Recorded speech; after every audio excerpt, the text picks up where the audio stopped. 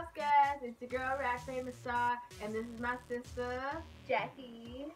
Hey guys, we are here to talk about episode 3 of Big Brother. This was kind of a crazy episode. The beginning. Megan, I felt bad for her. She has PTSD. Yeah, I felt really bad for her because she was feeling really anxious and that she was being attacked. And it was like half the house, I feel like, and like half her. Yeah. I don't know. Let's just go on. We'll talk about Megan A little bit further. But there was a lot of crushing going on at the beginning. It was probably been going on because they've been in the house like about a week or so, like a little bit over a week by now. And so Mark and Elena are a thing. What they call them? Marlena? Marlena. Something like that. They had names for all of them. Cody and Jessica. Jody. Yep. Matt and Raven. Maven. The Matt and Raven thing kind of threw me off just because he is like 10 years older than she is. Not saying that age is like a big thing. Just a number. Yeah, but she looks 12. Like, I don't know. Especially with her hair and those two things. And I don't know if you caught this, but I'm pretty sure Christmas called Josh an emotional cancer. No, I didn't. To his face. It was like right at the time that he was crying about missing his parents. Oh, yeah. And Well, he's too much anyway. yeah, he's too much. And then Mark kind of brings him back to reality, and he was like, so you're gonna see them in what, October? And he was like, yeah. And he's like, I can't do that. Like, I'm not gonna see them ever. And he was like, yeah, I know, but. And he's like, no, but nothing. But nothing. Shut up. But shut up. And like, I think he kept trying to make it about him because that's what Josh does. He just likes to make things about him, and if it's not about him, He just is not having it. So I felt bad for Mark in that moment, but Mark really held it together and didn't cry.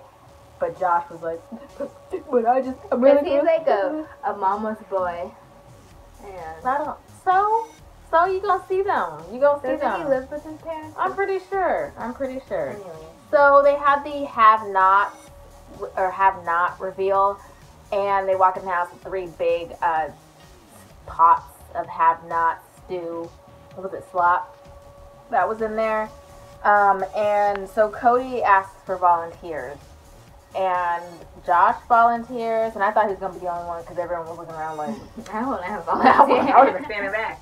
But then Ramsey, Megan, Jillian, and then Paul was like, alright. Yeah, because he was the last one. Yeah, so I think Paul is really trying to do things now to gain likability amongst the house guests because he knows he's the one, not that people don't like him, but he needs to gain likability because he's the one returnee. And whatever you can do to get more people to like you and not want to put you up. I think he's just trying to do little things like that, make them laugh. We have not. I don't know if this was the start of Megan's downfall, when this happened in the week. If anyone knows, please write that in the comments, but I don't know when it happened. I said I was going to be a live feeder, but I'm just so tired. I just don't have time. Alright, so they were all in the backyard, and they were talking about how, Jessica, you should go over there and talk to Cody because he looks bored. Cody was sitting next to Alex, And Jessica, was like, oh no, her Pow Pow, because Pow Pow was from like 2 seasons or 3 seasons ago. Pow Pow was also Asian as well as Alex's, if that makes sense. And Megan thought she said panda. But if she found that offensive, she should have said something instead of just. Was there other people like around them? There was like 6 people around. There was like Paul, I don't know. There was like, well, maybe not 6, but like at least 4 other people there. And so Megan goes and tells Alex, and Alex got mad because she was like, wasn't that kind of racist? Like, she was trying to like stir things up. And Alex was like, Well, yeah, it's kind yeah. I guess it is. Yeah, somebody told Jessica. I think it was Paul. Paul told Jessica, and he was like, yeah, this is what happened. Because Paul's trying to get anything off his back right now. But Paul went and told Jessica, and he was like, yeah, she said you said panda. And so Jessica was like, oh no. Oh, yeah, he was saying that she called her a racist. Yeah, she said she called her racist. So Jessica goes and talks to Alex in the pantry, and she was like, I just want to let you know, I did not say anything racist. I don't think she admitted to calling her Pow Pow, But she was like, I didn't say anything racist, and Alex believes her because, I mean, she's telling the truth. So Alex goes and confronts Megan in the kitchen in front of like half the house. She was like, you're a liar, and you're not my friend. And Megan still thinks she's right, and she's like, I heard her say it, And Megan is so hurt by this because I think this is like the third time that someone has basically Put it on blast. put her on blast. Like, first it was Josh, then it was Cody, then now Alex and Jessica are both like going in on her. Well, the first 2 times she got put on blast for no reason. For no reason, And yeah. then the third time it was kind of her fault. But I think her intentions were good. Like, I don't think she was like, ha, you know. She like, heard Panda, but I guess the girl said Papa. Yeah. I don't know. So Megan's really hurt, and Megan's crying. She's in the DR, and she's keeping to herself. But then when she goes in the DR, she's in there for hours. Like, they show probably like a minute of her interview, She's just crying. and she's in there crying. She's like, I think you're so hurt. And these fools, her and my brother, were up in there laughing. I wasn't well, laughing. you guys were like giggling, but my brother was for sure laughing, and I was like, that poor girl, like she is so hurt right now. So she was in the DR for hours, and she ends up self-evicting. I felt so bad when people self-evict. Not all the time people self-evict, because in past seasons they were stupid reasons. But she self-evicts, and they were just like, wow. Like, how do you guys not see, like, you're half to blame for this? Like, it was definitely half her fault for self-evicting. She definitely dug herself a hole. But it was definitely the other half that, like, I mean, when you have half the people in the house ganging up on you, when you didn't really do anything wrong in your eyes, I mean, I don't know. I think for week 1, they were really kind of harsh to her. Yeah. But, so she self-evicts, and Cody then has to name a replacement nominee. And I thought he was going to do it right there. But they break, and I guess maybe he does it later in the day or the next day or something. And his alliance wants Alex because she's also in that side of the house. It's not anyone that they're working with. But Cody doesn't want to put her up because he respects her gameplay and just doesn't want to put her up. Let's fast forward to the have-not temptation.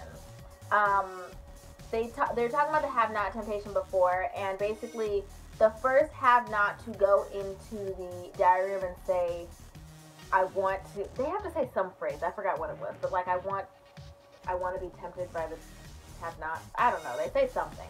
What is it? I don't know. They didn't show him actually say, he just walked out like, I got the temptation. No, but there was a phrase that they had to say in the diary room, and they had to come back and then open one of those things. And so there were 2 like spikes, and one spike extended the have-not sentence, so they were going to be a have-not for another week or something like that. And then another spike freed them of their have-not status. And Paul was the first one to go in there, and Paul freed himself, which was happy. Good move by him because, I mean, he could have took the other spike. But, yeah, so he is out of being a have-not. So then they do the Den of Temptation, and they all have to go into this, like, room. It looked like it was kind of next to the HOH room. And they, one at a time, they all go in there, and there's a card, and it says whether they were tempted or not. And remember, they can only be tempted once per season, you know, before they get voted out. And Paul ends up getting the, what was it? Pendant of Protection. And so that means that, what is it? That if he accepts it, which he did, he will be safe for 3. Yeah, he'll be protected for 3 weeks if he decides to use it. So this week counts as 1 week, I'm pretty sure. But since he isn't on the block, then he doesn't have to use it. He will only have to use it if he gets put on the block as a nominee. And so, but if he uses it, then one house guest will be put up in his spot, right? Mm-hmm. Yeah, and that house guest will be in jeopardy for 3 weeks. So if he decides to use it, then the HOH doesn't even get to decide who that person is, and that nominee gets put up. And then they don't tell us who it was. There was like 15 bottles lined up. And he doesn't know, there weren't numbers on them. Like, he doesn't know who corresponds to what number. But on the other side of the glass, you can see the numbers are all like in random order, and he has to just pick one and slide it forward, and that's the house guest that is in jeopardy, which we still don't know. I hope it's like Josh. Josh is gonna go home like next week, so I hope it's not Josh. But Josh is all smiles when he comes out. Like, he's just like, yeah. And he goes into the bathroom, and everyone's like, first of all, they got way too quiet when he walked into the bathroom. But they were all like, they were all like in the bathroom area, and then he walked into the stall. Oh yeah, he made it seem like he got Yeah, and they were like, and then But Cody. he said something like, should I tell you for that or not? yeah, he said some remark that he probably shouldn't have. I think he doesn't realize how much people really don't like him. But everyone thinks he got it, and obviously he didn't. He just called it. So next week's Den of Temptation is called the Ring of Replacement. And basically what this is the person who wins the Ring of Replacement, they get to pick any veto competition. Like, say they're not chosen for a veto competition and they want to play, they get to replace one of the 3 random house guests that are chosen With themselves. Yeah, with themselves. But they only get to do it once.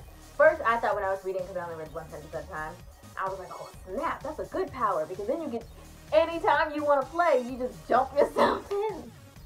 You know, you can use that all summer. Because it said any veto competition of the summer. And I was like, oh my gosh, we should have said that. But then it said this power may only be used once. And I was like, oh. So, make sure you guys get your votes in. I guess you get like 10 votes a day up until, I don't know, what is it, next Wednesday or something. So hopefully you get your votes in, cbs.com/Big Brother, something like that. And so at the end of the episode, Cody was working out with Alex in the living room. And he asked her, like, what are your plans for next week? What are your plans? And she told him, that she wants to split them up. It's like, I want to split up all the guys. I was like, what? Why would you tell the HOH that the guy that clearly is working with the other guys that you want to split up all the guys? And he was like, you wouldn't consider like coming to my alliance? Not my alliance, but you know, like my group. And she was like, I don't think it's gonna work. And he was like, try or something. I don't know. He was just trying to throw her a bone, and she was just like, no, I want to break up with the guys. Right, knowing that he had to put someone else up. Yeah, I was like, why wouldn't you just say Josh? I don't know. So he put her up as Megan's replacement. And what is it? Didn't he say that? Jillian thinks that she is, like, has a glimmer of hope. But we still don't know who won POV. I might give in and watch a spoiler and find out. But no, I think I will find out. I hope. I don't know. I just hope that Paul doesn't go up. That's really it. And Christmas. But wouldn't he do stage for 2 weeks? Right. But then he'd have to. Then that person blows his cover. Yeah, blows his cover already. So I hope he doesn't have to use it. And I hope he doesn't have to use it at all. Which kind of defeats the purpose of the power. But whatever. If I had to pick a winner for the competition right now, I think I said Christmas last time, and she hasn't done anything to blow up her game yet, but she hasn't gotten a lot of camera time this time, so I really don't know. I don't know. I would say Matt's doing a pretty good job because he does have a good, crowd of people surrounding him. That's the Silver Fox? Mm-hmm. Oh, yeah. So I'm gonna say Matt. Do you have any picks? Say Jillian. Jillian's gonna win the whole.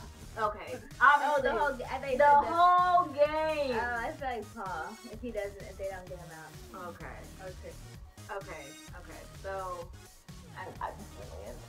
I thought you said Power Veto. No, the whole thing. So that wraps up episode 3's chat. Thanks for tuning in. Don't forget to subscribe. Thanks for watching. Bye.